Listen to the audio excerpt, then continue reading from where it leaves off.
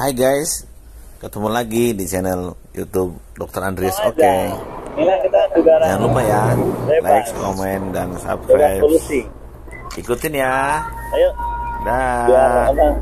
Enak ya kalau apa relax ya. Dan ini suasana di Pantura nih. Bisa mulai Mas Said? Bisa. Ya. Assalamualaikum warahmatullahi wabarakatuh. Waalaikumsalam warahmatullahi wabarakatuh. Saya Dr. Andri. Ya.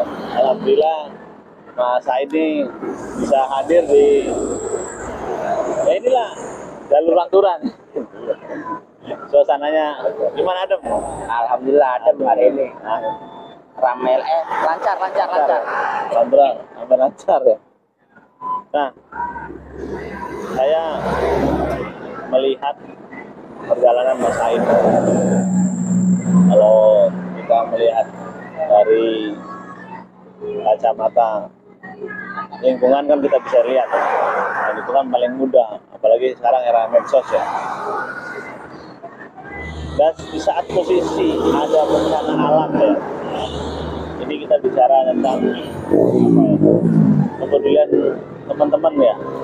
Apalagi ini kan Mas Said kan komunitas Organisasi ya, organisasi ya, ormas ya, organisasi ya, orang Indonesia ya.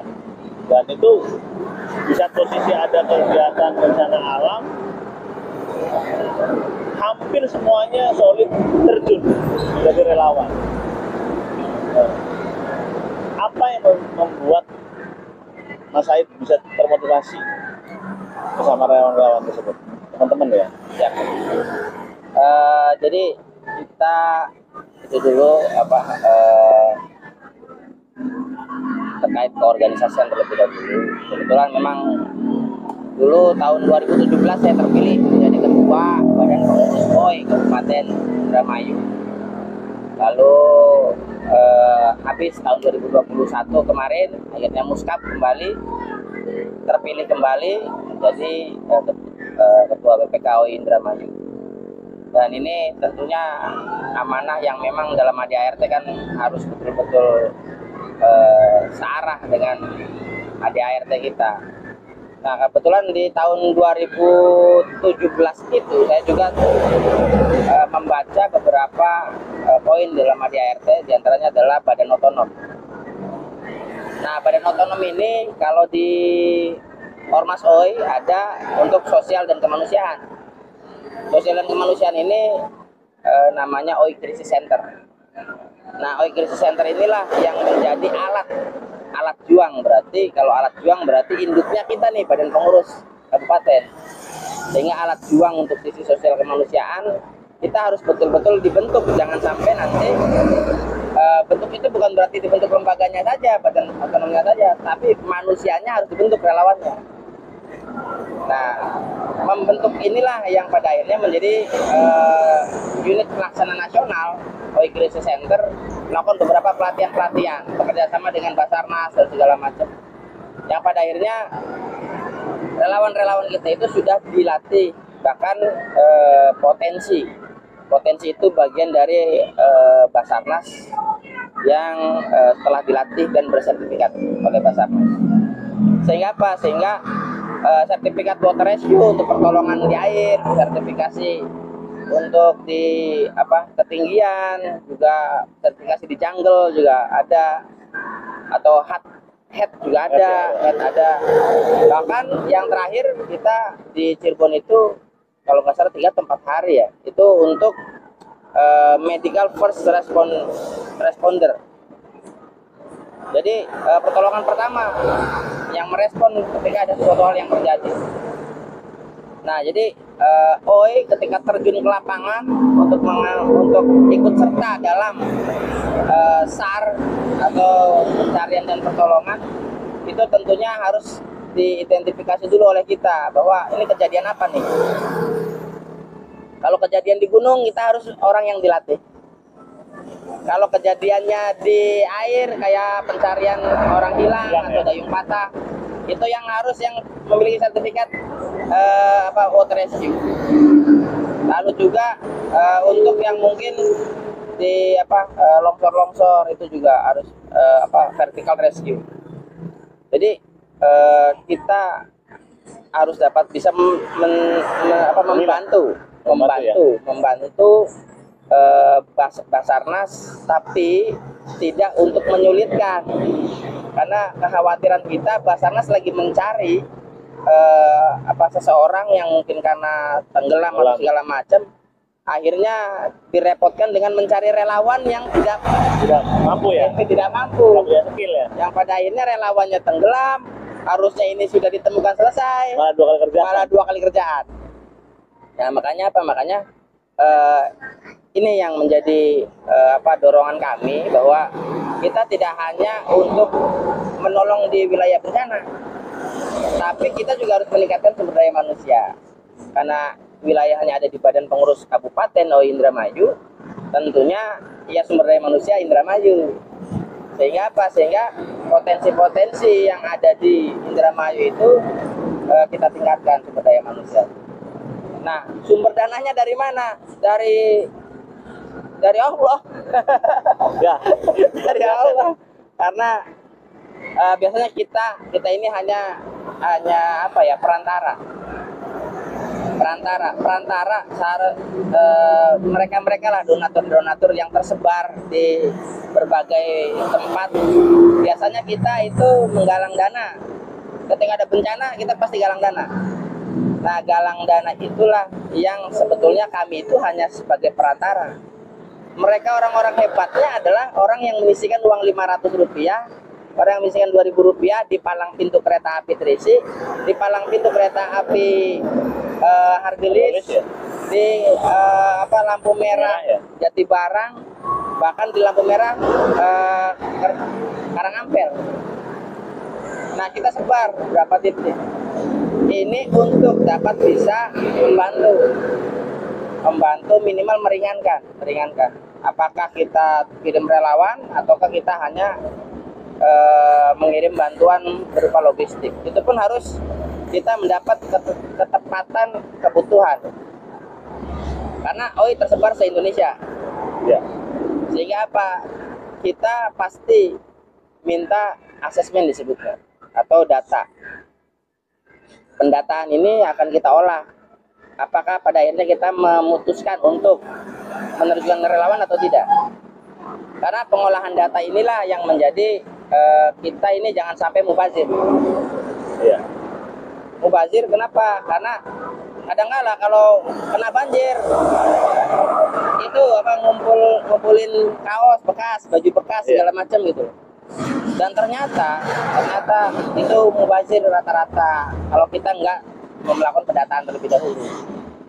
Jadi ini menjadi jangan sampai kita pada akhirnya niat menolong tapi di sana nggak dipakai.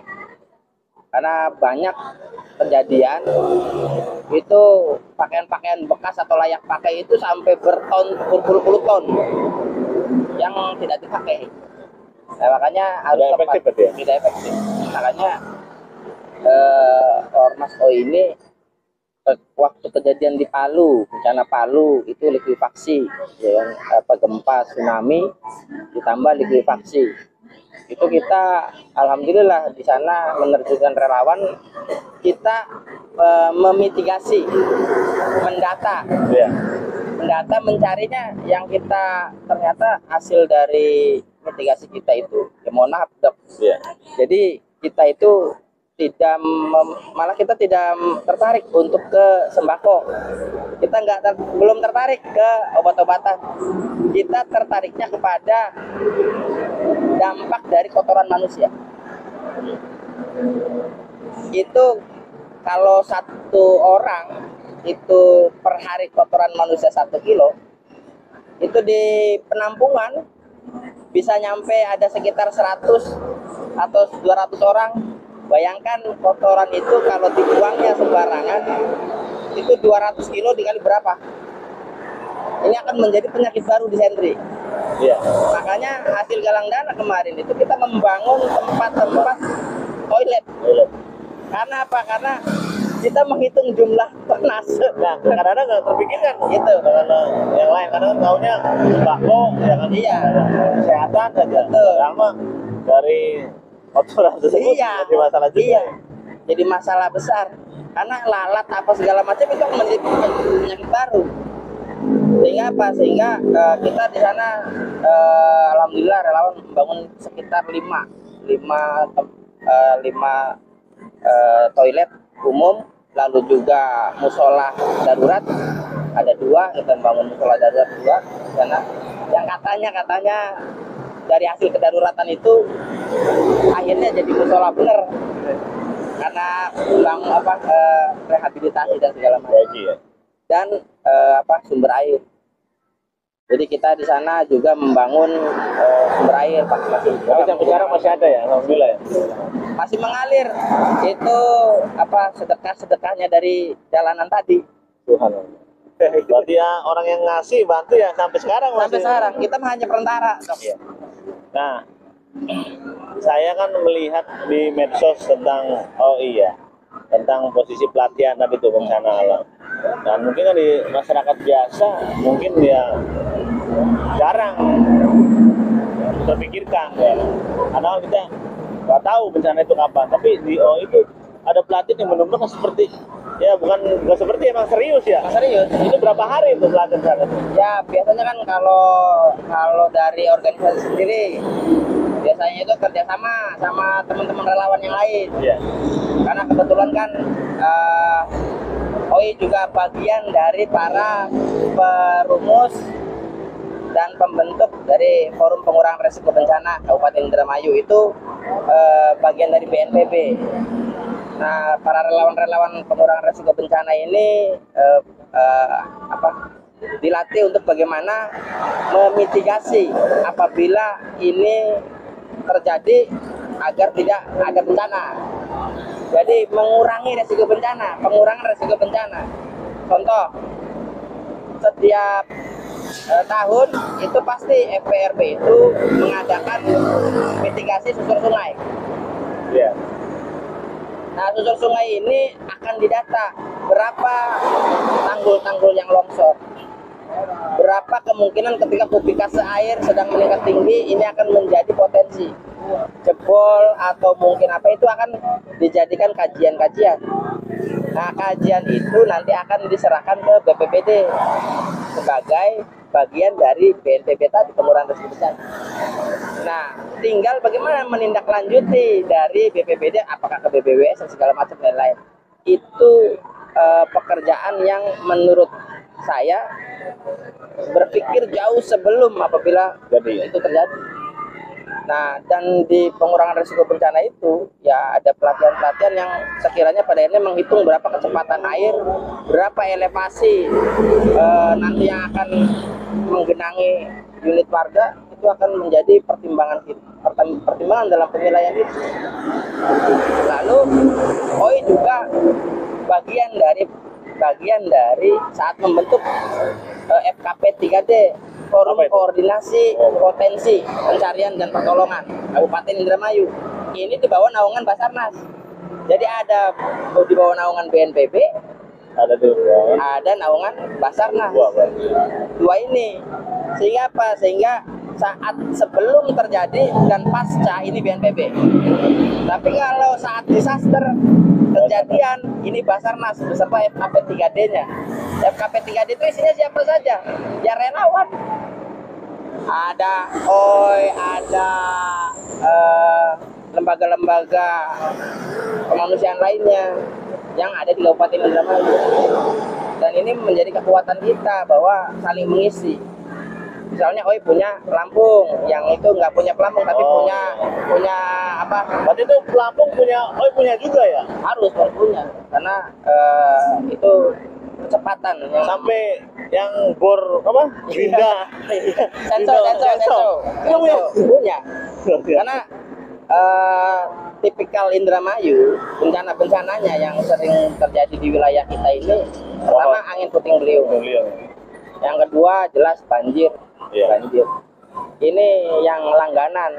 Tapi insya Allah mudah-mudahan sih ya tidak selalu terjadi. Artinya kita tetap harus bisa jaga-jaga.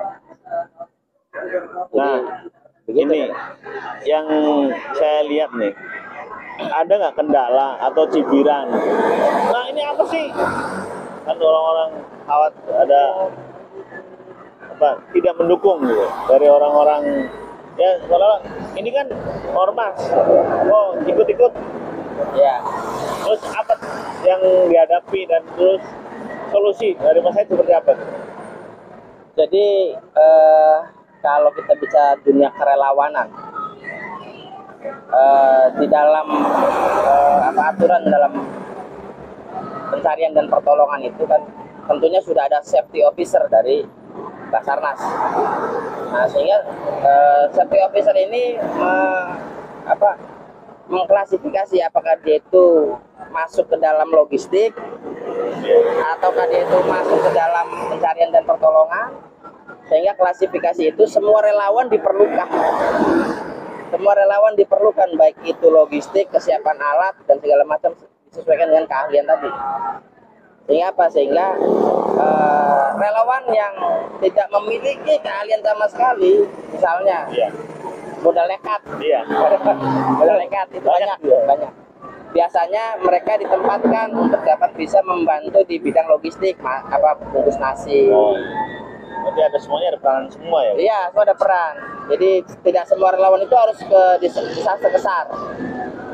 Gitu. Jadi cibirannya, ya biasanya cibirannya itu dari kita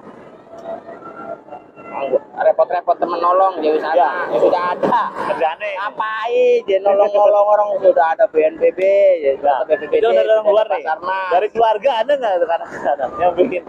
Ini bukan dari Mas Said, mungkin dari yang lain ya. Ada keluarga. Kita aja makan. Iya, susah. Ngurusin orang lain nanti, orang lain. Ya betul. Jadi tergantung dari lokasi loh. Karena kebetulan kita ini kan kalau misalnya hasil galang dana nih, ternyata ada relawan yang memang sepakat untuk hasil rapat dulu, sepakat menerjunkan tipikal lokasi bencana seperti apa, berarti orang yang dikirim siapa. Nah, sehingga apa? Sehingga kalau memang ia harus diperlukan mengirim di luar dari Indramayu, berarti ini kita bicara tentang bagaimana yang ditinggal di rumah. Iya. Gitu kan? Bagaimana yang ditinggal di rumah? Apakah itu orang tua? Apakah itu anak atau istri? Kalau yang masih jomblo, biasanya orang tua. Dan ini kita sepakati sama si relawan. Karena apa? Kalau relawan jelas dia pengabdian kan. Pengabdian dalam arti apa? Sudah ada kalau untuk menyambung hidup sudah ada tagana, sana kan, sudah ada posko-posko logistik, sehingga apa? Sudah ada untuk menyambung hidup. Cuma bagaimana dengan yang di rumah? Ya, yang di rumah itu biasanya kalau kita di luar dari Pulau Jawa, itu biasanya kita kasih uang sabun untuk yang di rumah. Sehingga apa, yang di rumah itu minimal bisa menyambung hidup ada. Sehingga berapa nanti akumulasi kebutuhan, karena nanti di sana ada penargetan. Maksudnya target itu, iya berapa hari. Dan di sana juga 3 hari asesmen untuk mendata, sehingga kita nanti informasinya bagaimana, kita rapat di sini sehingga mana yang harus dibantu. Nah, kemarin itu kan kita di Losarang ya. Saat itu kan banyak relawan ya, dari kalangan sekolah-sekolah gitu. Saat itu pas OI itu relawan dari OI itu seperti udah punya konsep terarah. Jadi tidak asal nyelamatin kasur, ya kan? Iya betul. Karena kalau relawan yang lainnya mungkin pada sibuk nyelamatin kasur Iya. Relawan OI udah bisa memeta. Ini ada orang tua rumah di sini. Dan gimana caranya pas keluar dari situ, ya kan? Ada aset yang harus dibawa. Karena di satu sisi orang tua itu sudah meninggalkan, ternyata aset ada yang tidak dibawa, kan 2 kali kerjaan nih. Karena kan orang yang ada di sini sudah nggak ada kan. Nah, relawan yang belum nekat itu malah jadi kita kemarin tuh malah bikin komando. Dari saya lihat kacamata UI udah berjalan, Nah, apa nih dok? Gimana beritanya nih? Seperti apa? Akhirnya kita kan jadi begitu pentingnya mungkin tiap sekolah lah ya. Kalau kampus-kampus harusnya dibuat lah mapping seperti ini. Jadi biar nanti pas susah ada bencana, pas dia peduli pengen ikut serta dia tahu. Karena ya bener tadi itu catatan data mana desa ini ada berapa.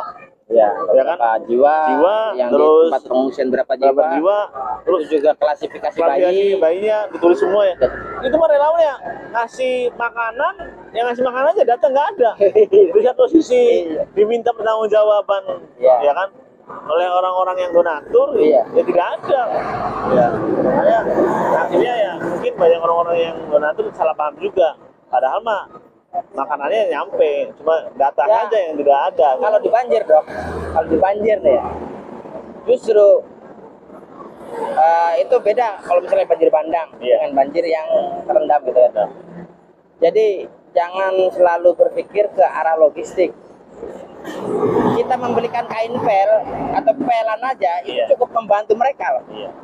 Membantu mereka loh. Terpikir serokan itu cukup membantu mereka. Apa yang karet itu? Iya. Karena apa? Ya mereka hanyut barang-barangnya. Mau membereskan rumah apa yang mau alatnya ada. Sampai sapu lidi panjang juga. Iya, perlu.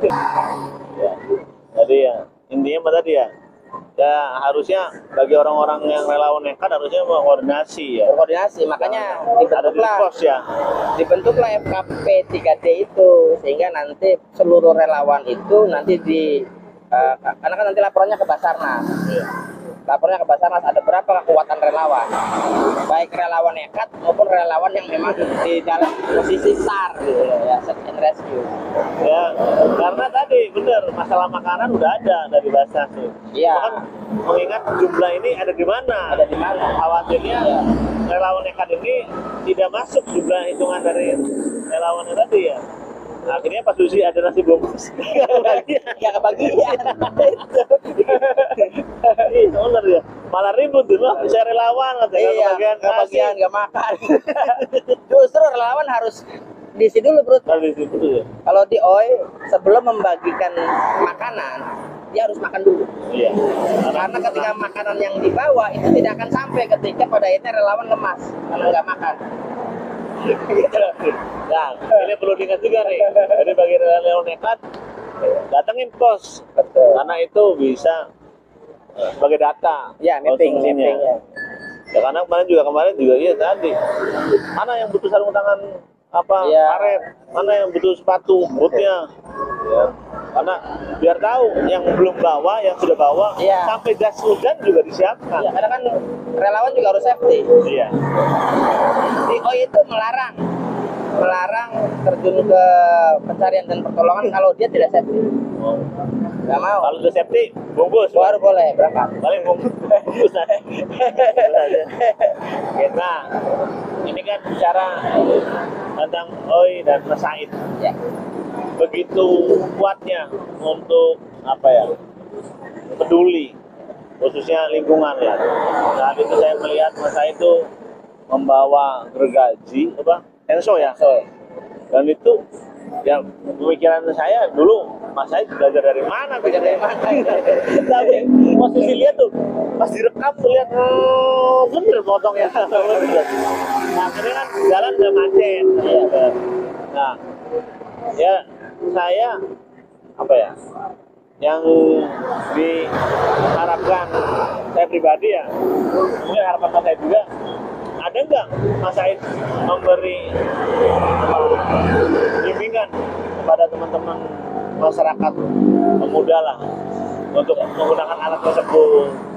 Ya, jadi penanganan pertama lah ini. Ya. Jadi di OI itu kan sebetulnya mah kenapa saya tertarik di OI karena memang kan sosok figur kan, yang salah pendirinya adalah salah satunya Iwan Fals dan beberapa rekan-rekan Fals Mania yang tahun 99 itu kan akhirnya memutuskan untuk jadi organisasi. Nah, dalam marwah itu adalah di dalam marwah organisasi tersebut adalah membangkitkan kata-kata. Jadi syair atau kata-kata yang sudah dituliskan oleh sang pendiri, sang tokoh figur itu harus kita bangkitkan. Salah satunya adalah beberapa diantaranya adalah membangkitkan agar itu diwujudkan. Gitu. Jadi tidak hanya sekedar nembang di kamar mandi. Iya. Maka membangkitkan syair atau kata-kata untuk tidak korupsi, untuk kita peduli terhadap sesama, bahkan kita harus juga peduli terhadap semesta atau lingkungan. Itu dibangkitkan dan diwujudkan. Nah, makanya apa? Makanya membangkitkannya itulah yang pada akhirnya kita harus punya tata kelola. Nah, bagaimana untuk bisa mereka tertata dan terkelola? Nah, adanya beberapa pelatihan-pelatihan yang sering kita lakukan. Bahkan kalau pas lagi ada kegiatan, sering kita juga dengan mapala atau mungkin pecinta alam atau yang sudah terlatih dalam vertical rescue, kita latihan tali temali. Yeah. Kita latihan mengendalikan mesin, baik di dalam water rescue itu kan salah satunya juga mengendalikan mesin karet, perahu karet. Nah itu kalau kita yang belum dilatih itu susah, kenceng malah bisa balik. Iya, bisa balik. Apalagi kan itu pH-nya tinggi. Iya, berarti kan dia kan emang goyang pelan-pelan ya. Iya. Dia bang hindari ombak dulu ya. Ombak udah lewat yang gedenya baru ya. Karena bisa jadi pada akhirnya si relawan itu berpotensi bermasalah ketika dia juga tidak bisa mengendalikan. Nah, tidak hanya mesin sensor, tidak hanya mesin karet, kita paling kecil aja, yaitu mesin potong rumput. Ya. Potong rumput. Kan kemarin kan Hari Pahlawan ya. Iya. Saya lagi muncul. Ini anak tentara apa? Dia bilang ya buat apa ya? Saya luar biasa kagum. Jadi kan apa yang sudah dirinya memang real ada gitu. Hati relawan ada di semua Indonesia ya khususnya. Nah itu tuh turun ya kan teman-teman tuh. Itu rutin kalau Hari Pahlawan itu. Ya sangat kan, bahkan kita ini iya kemarin itu kan di tahun 2018 itu kita pada akhirnya karena agak itu juga ya agak kurang nyaman juga melihat para pahlawan yang sudah gugur, yang dulu itu berjuang untuk kita gitu ya, terlantar. Kenapa saya katakan terlantar? Saya berani katakan terlantar karena memang kondisinya bangunan untuk pembatasnya saja udah pada bolong-bolong. Rusak, udah bolong-bolong. Lalu juga saya punya videonya untuk batu nisannya aja itu kan sampai patah gitu ya. Sampai saya angkat gitu, angkat kembali. Karena cor-corannya itu udah rusak. Bahkan pohon-pohon yang benar-benar. Jadi kita pada akhirnya bikin pasang pelang sendiri. Makam pahlawan itu yang bikin. Sebab apa? Pelang itu tuh pelang jatuh terus diberdiriin kita bikin sendiri. Kita bikin sendiri. Alami bagus ya. Klasik gitu. Jadi untuk pengingat, sebab kadang-kala dianggapnya nih kalau misalnya ada mungkin orang yang lelah gitu kan, perjalanan pantura itu kan akhirnya berhenti di satu titik, pengen buang air kecil, kalau nggak terurus kan dianggapnya bukan pahlawan. Iya. Nah, kalau karena tidak ada penamaan ya. Iya kan, tidak ada identitas, ini apa gitu kan. Iya. Kalau ada identitas saya yakin saya nggak berani. Nggak berani itu bukan karena takut, karena menghargai biasanya, bukan posisi karena lihat hal-hal yang aneh. Akan tersentuh. Jadi jangankan pengen buang air kecil masuk ke dalam untuk buang air kecil gitu ya, kayaknya agak mendekatnya aja agak segan. Nah, jadi pelang itu pada akhirnya saya komunikasi saat itu ke Koram Pak Zainuddin. Orang ini yang almarhum Pak Zainuddin. Iya. Orang Losarang. Iya, orang Losarang yang almarhum itu luar biasa itu, bantu luar biasa itu. Bantu. Itu mitra TNI. Tenang aja. Bantu. Hebatnya Pak. Ya kan di Bapak Zainuddin mana aja hadir ya.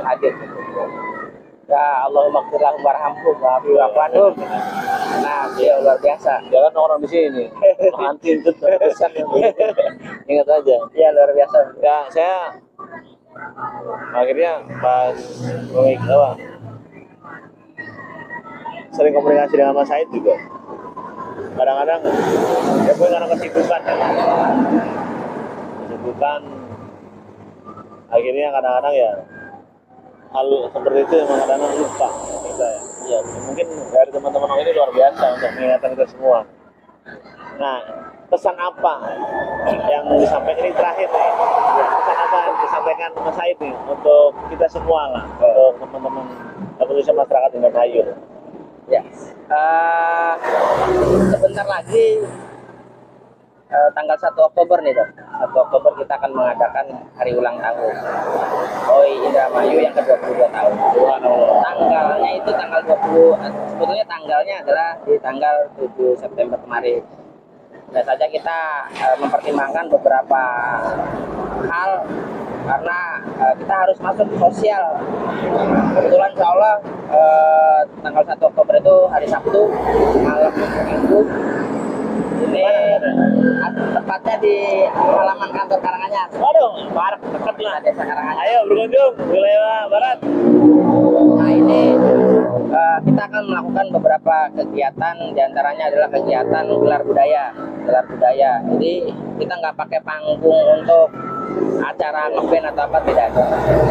Kita gelar budaya, di situ kita beri apresiasi terhadap para seniman-seniman. Diantaranya berokan, tari topeng, kuda lumping dan segala macam kita apresiasi di situ dan bisa menampilkan perform. Lalu yang kedua kita juga ada, alhamdulillah kita ada 10 tongkat bantu jalan yang ada kaki 4 dan 3. Iya. Untuk karena ada hasil dari data pemerintah desanya ada sekitar 10 orang, alhamdulillah semua sudah dapat. Cuma memang ada satu yang insya Allah juga ini mudah-mudahan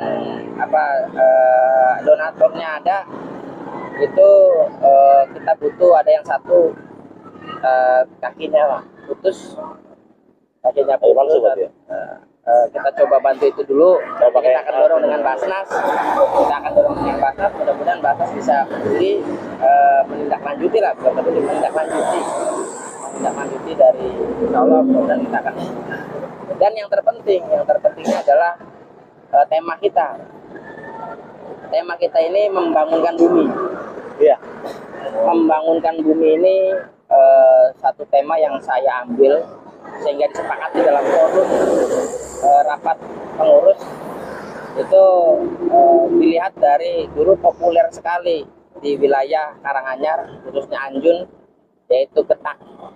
Getak kalau bahasa Indonesia gerabah. Gerabah ini bisa menghasilkan sendi, gelas, iya, macam-macam, layak atau coet gitu kan, dan segala macam kerajinan itu. Yang dulu itu waktu saya masih kecil itu ada ratusan pengrajin. Wah, banyak di situ kan. Karena jelas kalau bicara Anjun getak. Nah, yang saya ambil data ternyata cukup miris banget. Kita tinggal hanya sekitar 12 pengrajin. Itu pun sudah sepuh semua. Penerusnya nggak ada. Padahal itu alami ya. Hal yang kita ambil sebetulnya bukan untuk ayo pada buka itu, gerabah atau segala macam. Kita hanya berpikirnya terhadap lingkungan. Ketika siapa tahu akhirnya kita dapat mendorong mungkin dari dinas pendidikan, siapa tahu pada akhirnya ekstrakurikulernya ada kegiatan gerabah ya. Jadi sehingga kerajinan itu pada akhirnya di tiap sekolah ataupun di tiap terserah lah nanti pemerintah seperti apa. Karena semakin banyak orang yang latihan gerabah, semakin punya harapan bumi sehat. Amin. Karena tanah liatnya dicari yang sehat. Ketika semua orang untuk mencoba membangunkan bumi agar tetap agar sehat, tidak hanya dijaga tapi dibangun, dijaga dan dibangun. Nah sehingga apa? Sehingga harapan kami bahwa banyak orang yang pada akhirnya menjaga tanahnya agar sehat untuk dijadikan sesuatu hal. Nah ini closing statementnya adalah kita harus tetap jaga bumi, lalu juga membangunkan bumi. Sehingga apa? Sehingga kita ini sebagai manusia yang ditakdirkan untuk manggung di bumi. Iya. Ya, jadi ketika panggung ini nanti akan dihabisi atau habis, tentunya manusia juga habis. Maka ya ayo sama-sama untuk dapat bisa merawat dan menjaga bahkan membangunkan. Jangan buang sampah sembarangan, jangan potong pohon sembarangan. Maku pohon. Itu, ini bentar lagi kontestasi nih. Pilkada, pemilihan legislatif, bahkan pilihan presiden. Iya. Atau nyambung lagi ke pilgub serentak. Tolong ini. Sebab apa? Jangan berupaya untuk berupaya untuk dapat simpatik dari masyarakat kalau menyakiti alam. Kalau menyakiti alam. Karena apa? Karena saya yakin ketika kita menyakiti alam, alam jauh lebih dapat bisa menyakiti kita luar biasa. Jadi mohon untuk para calon-calon kontestan, jangan paku pohon untuk menggambar. Kalau bisa mah tanam pohon ya. Tanam pohon. Lebih banyak pohon karena oksigennya luar biasa. Iya, Gitu. Terima kasih. Ya, cukup. Ya, cukup. Mas Said, boleh di-share nih? Boleh. Ayo minum dulu. Siap. Aduh. Ya, Oping. luar biasa nih channelnya. Like and subscribe.